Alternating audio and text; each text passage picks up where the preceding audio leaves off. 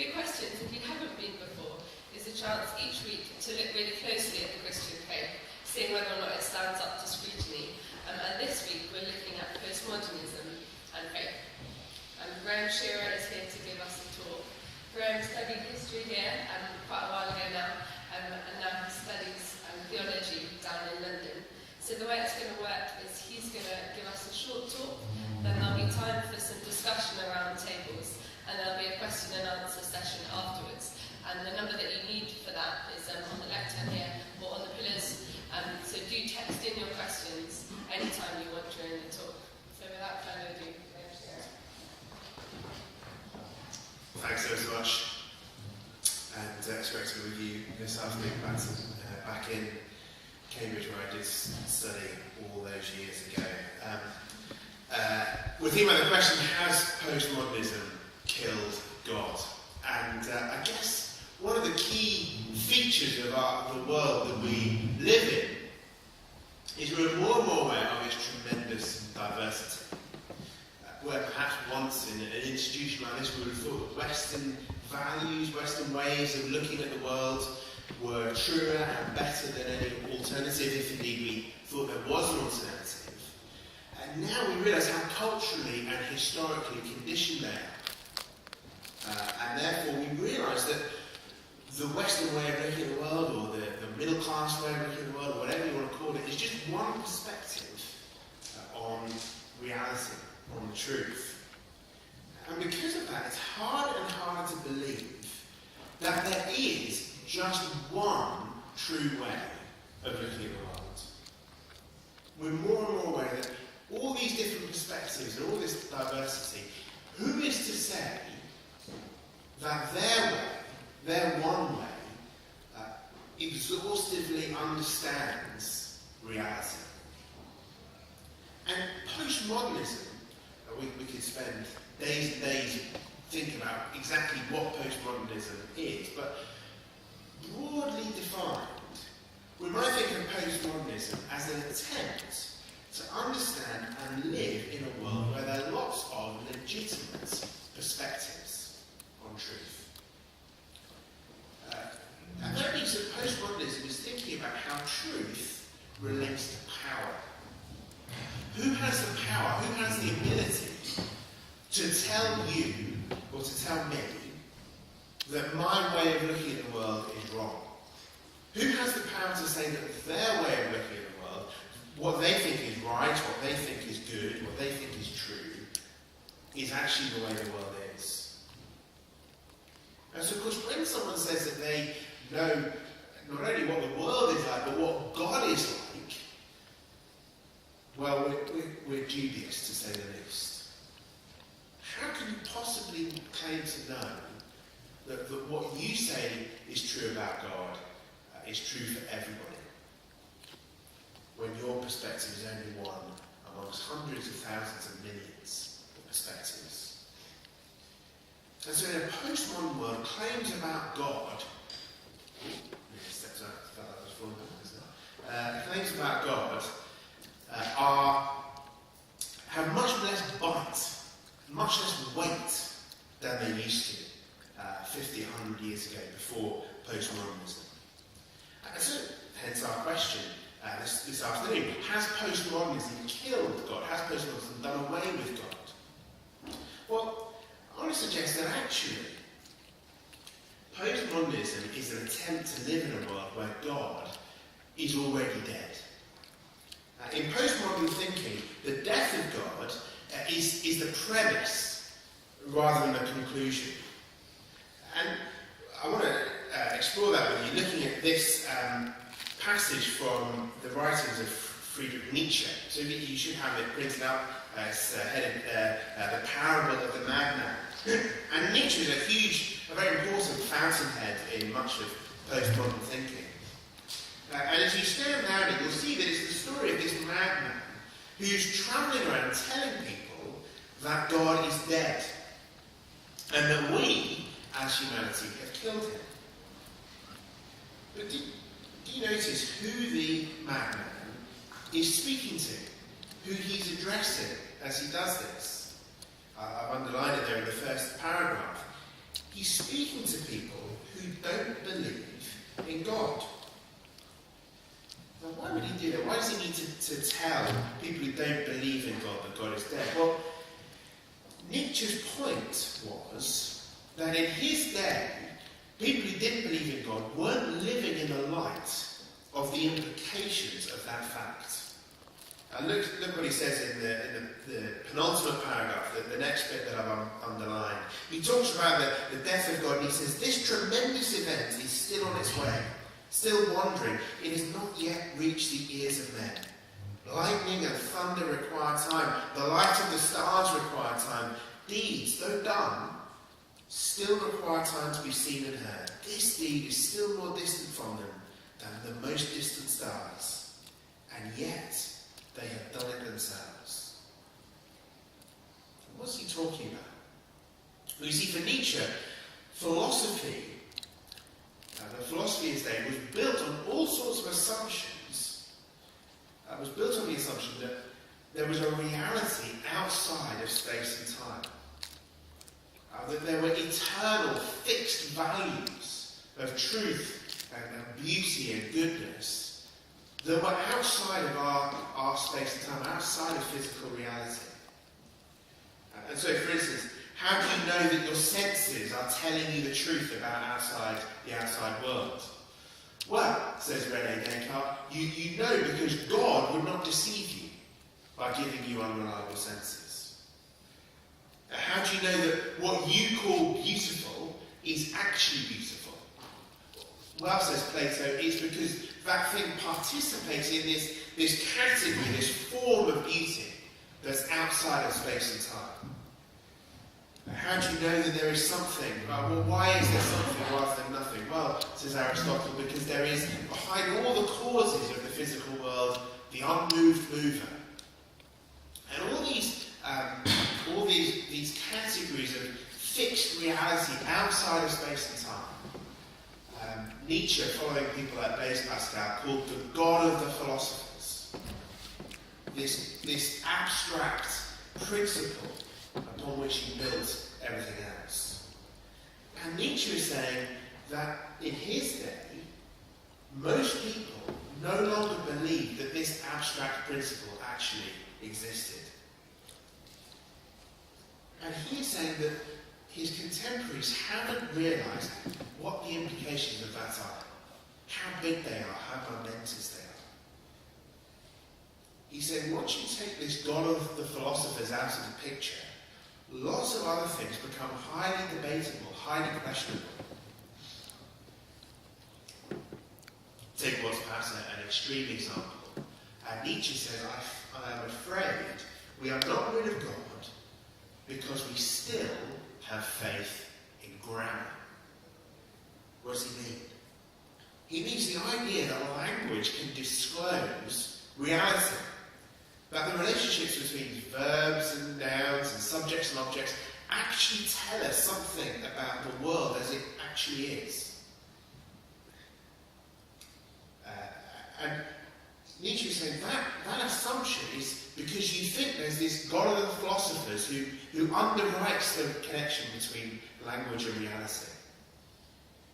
But actually, once you take that away, who is to say that the signs and the symbols and the sounds of human language give us any idea about the essential realities of the world? And so a postmodern thinker like Jacques Derrida builds on that and says, language never tells us about ourselves or about the world as it truly is. Language is always open, meaning that there is always room for another interpretation. Nothing is ever fixed and final in language. Another thing that Nietzsche questioned was morality. If there's no reality outside of space and time, no fixed eternal categories, then who is to say what is wrong and what is right? Do those categories even make sense anymore? This is how the modern atheist philosopher John Gray puts it. Nietzsche exposed the problem atheism has with morality. It's not that atheists can't be moral, the subject of so many mawkish debates, The question is which morality an atheist should serve. When monotheism has been left behind, morality can't go on as before. Among other things, the universal claims of liberal morality become highly questionable. And what Neitzsche said was that instead of being connected with these eternal forms, all systems of morality are actually power plays. They're shaped by the use of power in the world. And so someone like Michel Foucault comes along and says, actually power shapes everything. You think that some things are right and some things are wrong, not because you have an insight into some sort of eternal reality outside of this world, but because various structures and relations of power have formed you and conditioned you to think like that. So Neitzsche is saying, once the God of the philosophers is out of the way, lots and lots of things are up for grabs. And he's challenging his contemporaries to live in the light of that. And for most postmodern thinkers, this is a hugely exciting thought. The idea that there is so much now that we can change and shape in a way that we hadn't done before. This is how one writer, Roland Barthes, in his very famous essay, The Death of the Author, put it. He said, literature, by refusing to assign to the text and to the world as text a secret, that is an ultimate meaning, liberates an activity which we might call counter-theological, properly revolutionary.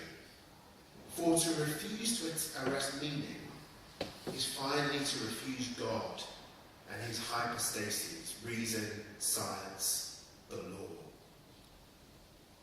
You see what Barthes is saying? Once we say that the world doesn't have to be one way or another way, we liberate ourselves. Reality no longer defines us, but we are free to define ourselves. So for Foucault, once you realise that the world you live in is so profoundly shaped by power, you realise that you can change it. Things are not fixed by some abstract metaphysical principle, but you can live how you want. You can be who you want. Why? Because the God of the philosophers is dead.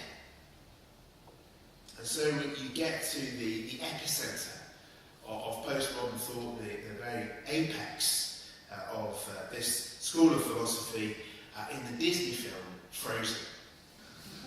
I have a 3-year-old daughter, and like all men with 3-year-old daughters, I have learned at least the opening verse of the song Let It Go off by heart, because my daughter can recite it. She doesn't know her times tables or any other piece of literature, but the song Let It Go is embedded in her memory. And I'm sure you know the film, even though you probably wouldn't admit it. But as Elsa, Queen Elsa is making her way from Arendelle to go and live in her frozen castle, she sings this amazing, liberating song, Let It Go. And she sings in the final verse, it's time to see what I can do, to test the limits and break through. No right, no wrong, no rules for me, I'm free. No right, no wrong, no rules for me, I'm free. I think Neitzsche would say, here is someone who understands the implications of the death of God. Here is someone who is prepared to risk everything by stepping outside all the social norms that have held her back and instead step out on her own and define the way that she wants to live. And so we live in a postmodern world where we are the captains of our soul and the masters of our fate. Because no one else can tell us what to do. And for many people that has been a deeply liberating experience. But the problem is that there is a dark side that we are beginning to experience. You see, if Neitzsche is right, and there is no reality outside of space and time, if it's right that we can use our power to define reality however we like, then so can anyone else. And the fact is that some people have more power than others. Last year we saw the term post-truth and fake news being used again and again and again more widely. Because it seemed that some politicians and campaigners were prepared to abandon any truth to further their own agenda. And I guess when we hear those things, we think of the extraordinary rise of Donald Trump to the American presidency. Now listen to what one commentator wrote after one of Trump's debates with Hillary Clinton. He said this: Trump's rage against Washington's power elites, his belief that today's leaders are all nincompoops and criminals, absolves him of any need to abide by the petty dictates of literal truth. He is the ironic, self-referential embodiment of the newer, postmodern conception of truth. He is a joker, a clown, yes, but a strong and determined one. And Neitzsche and Übermensch with ludicrous hair and excellent comic timing. Hillary Clinton with her weaker appeals to objective truth, that's just not accurate, is no match. For 2 generations or more, some have cheered postmodern attitudes in art, literature, music and philosophy. Now it has entered politics, and it's time to panic. You see, the thing is that truth can constrain power. But if truth is the product of power, as Neitzsche and Foucault and others claim,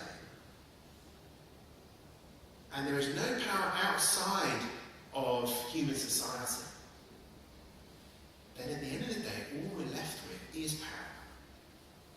And those with the most power, the most chutzpah, the most determination, are able to define the world how they like. And that is a world that you and I might not like. And so it's noticeable that in the last few months we've begun to see the appreciation of the value of truth. Just yesterday, Tom Hanks was in the news for buying the White House press corps a coffee machine. It's the third one that he bought. The last one was in 2010. But he bought it with a note that read, to the White House press corps, keep up the good fight for truth, justice, and the American way, especially the truth part. Why does he say that? Because if people in power can define truth how they want, then they can act without constraint. Of course, people like Derrida and Foucault and those thinkers, if they were alive, I'm sure they would deplore what Donald Trump represents and what he stands for. But does their way of thinking provide any protection against post-truth politicians and against fake news? Far from liberating us from power, doesn't postmodernism actually, at roots, leave us at its mercy? But where do we go? How can we really know the truth? How can we wield the truth against power if the God of the philosophers is dead, as most of us would concede he is? Well, what I want to just finish by suggesting is, what if truth, what if God were more than just an abstract philosophical principle, but a living, relational being? You see, the heart of the Christian faith is that is what God is like. And that he has stepped into reality in the person of Jesus of Nazareth. And what I want to just do as I finish is just share with you a brief episode from Jesus' life that's recorded in John's Gospel. It's on the other side of your handout there. And as we pick up the story, Jesus is on trial for his life in front of the Roman governor, Pilate. Pilate's been forced to deal with Jesus by the Jewish authorities. He doesn't really want to. He can't find a reason to condemn Jesus as the Jewish authorities want, but he's afraid to release him. And Pilate and Jesus have this exchange. I've just indented it there on the page. Where Jesus says, "My kingdom is not of this world." He said, "My kingdom is from another place." Pilate says, "You are a kingdom. Jesus says, "You say that I am a king. In fact, the reason I was born and came into the world is to testify to the truth. Everyone on the side of truth listens to me." What is truth? Retorted Pilate. You see that here, Jesus is claiming that he knows the truth. Capital T truth. He is able to say the way that the world is for everyone. And when someone says, "But Jesus, it's just your perspective. You've just got one perspective among many." Jesus says, "No, I know the truth because I come from outside of this world. I am a king from outside of this world. My perspective is the perspective that sits over all the other perspectives." Now at this point, Pilate's response to Jesus seems a very postmodern move. What is truth? It has a ring of Barth's revolutionary idea. As Pilate says, "Why should I be bound to your conception of truth, Jesus?" But you see how revolutionary it really is. You look how the story goes. Because Pilate won't stand on the truth that he knows, that Jesus is innocent, he ends up condemning an innocent man to death. In Pilate's what is truth, post-truth world, power is ultimate. The fear of power, the exercise of power. But Jesus,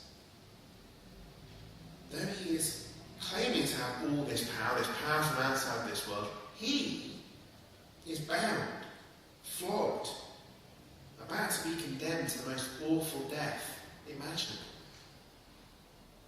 So what is going on here? You see, Jesus' power is a different kind of power to the power we normally find.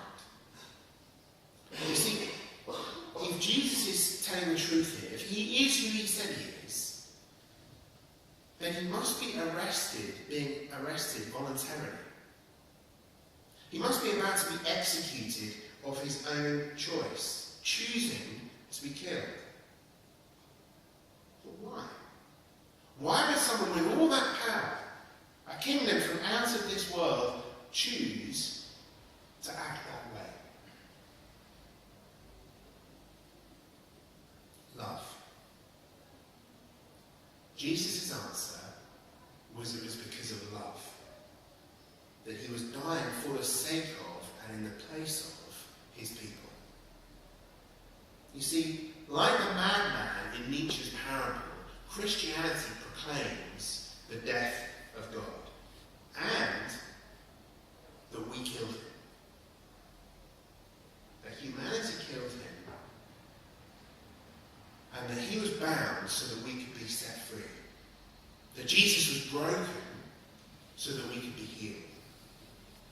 That he was condemned so that we could be forgiven for every time we've used our power to twist the truth or oppress others. He was using his power in the service of love.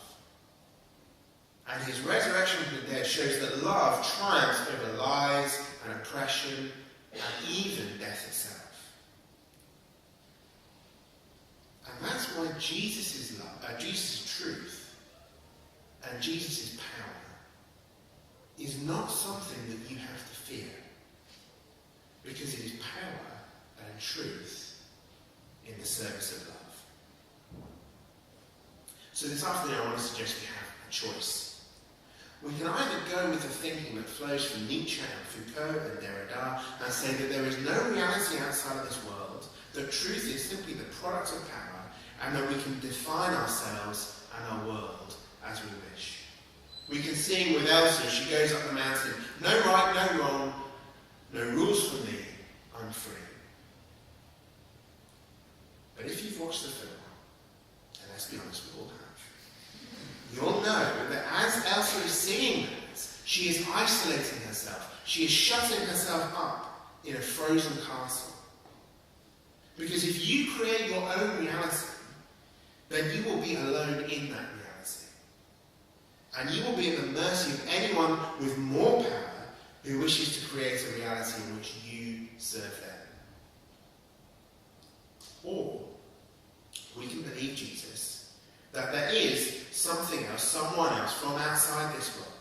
who defines reality. But at the centre of that reality is not just power, not even just truth, but truth and power in the service of love. If you know the story of Elsa, you'll know that the film's happy ending comes when Elsa is saved by someone who loves her enough to die for her. And Christianity says that at the heart of the universe, at the centre of reality, is one without ultimate power who is willing to die for us. Because unlike Nietzsche's madman, Christianity teaches that God did once die, but now he's risen and offers you his love. He offers you a relationship with the one who is at the heart of reality. So, has postmodernism killed God? Well, perhaps it killed the God of the philosophers, or at least wrote its obituary. And it certainly does show what a world without God is like. But Christianity tells us what a world in which God chose to die, but then rose again in power and truth and love is like. And the question to us this afternoon is, which of those two worlds do we want to live in? Thanks so much for listening. I'm sure you've got lots of questions. Please do text them in. I'm going to hand back to Ellie, and then I'd love to have a stab at continuing the conversation. Thank you very much.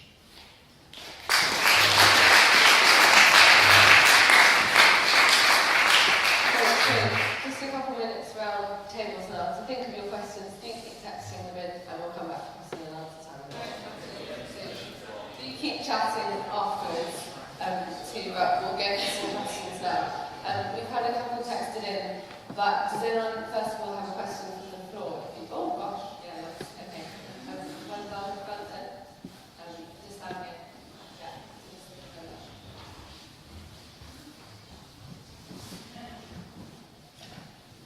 Hi, I was just thinking your question at the end about the two options, either postmodernism, rejection of truth, or the Christian truth. Yes. Couldn't you sort of say there's kind of another option, which is kind of truth defined in terms of like pure mathematical truth or scientific truth? Because like, as any math would probably tell you, like 1 + 1 = 2, and that's kind of immune from postmodernism. Well, that's yes.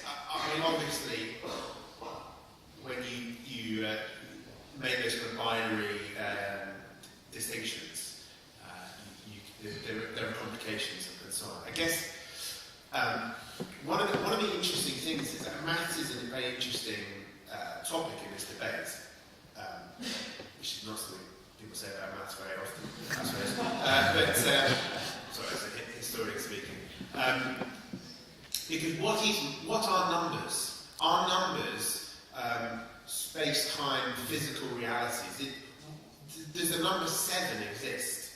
If it does, where does it exist? In what sense does it exist? And some people like the American philosopher, an atheist philosopher, William Van Quine, I think it's Quine, you pronounce it, he looked at maths and thought, actually, the fact that maths, we want to talk about the truth of maths and the reality of maths, points us to the fact that actually there does seem to be something outside of space-time, physical matter and motion. Do we want to say maths is just a kind of human convention? That if human society didn't exist, 2 + 2 = 4 would no longer be true? Now, the question then, well, what is that reality outside of space and time? Is the next